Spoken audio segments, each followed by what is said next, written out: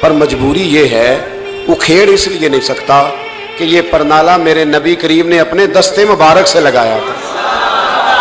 فرمایا میں مکان بنا رہا تھا، چھت بنا رہا تھا تو حضور اچانک آ گئے، اور کئی لوگ گواہ ہیں اس کے، رسول کریم تشریف لائے اور نبی پاک علیہ السلام نے فرمایا لاؤ چچا تھوڑا میں بھی کرتا ہوں، اور پھر میرے نبی کریم صلی اللہ تعالی علیہ وسلم نے اپنے دستے مبارک سے یہ پرنالہ لگایا تھا۔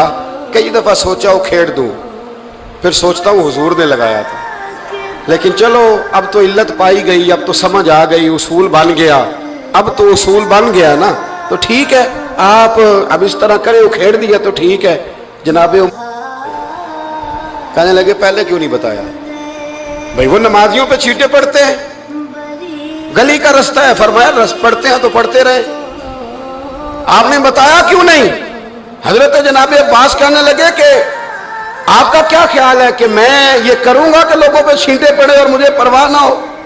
حضور نے لگایا تھا۔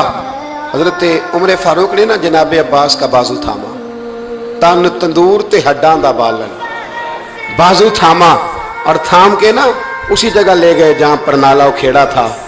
پہلے تو اونٹ پہ چڑھ کے لگایا تھا نا، تو اب کہنے لگے حضرت عباس سے کہ آپ نا میرے کندھوں پہ چڑھ گئے۔ حضرت عباس رضی اللہ تعالیٰ عنہ وہ پرنالہ لگا کے اترے تو حضرت عباس بھی رو رہے تھے اور جناب عمر بھی رو رہے تھے، آنکھوں میں آنسو تھے۔ فرمایا ہم یہ نہیں دیکھیں گے کہ علت کیا ہے، وجہ کیا ہے، ہم تو یہ دیکھیں گے کہ رسول اللہ کی نسبت کیا ہے۔ نبی کریم علیہ السلام کے دستے مبارک لگ گئے، ساری وجوہات ختم ہو گئی۔ اب جس کے کپڑوں میں پانی پڑتا ہے پڑے، جس کو تکلیف ہوتی ہے لیکن چونکہ یہ رسول پاک صلی اللہ علیہ وسلم نے دستے مبارک سے لگایا ہے، تو مزاج یہ ہے کہ جہاں بات آئے گی ذات رسالت کی،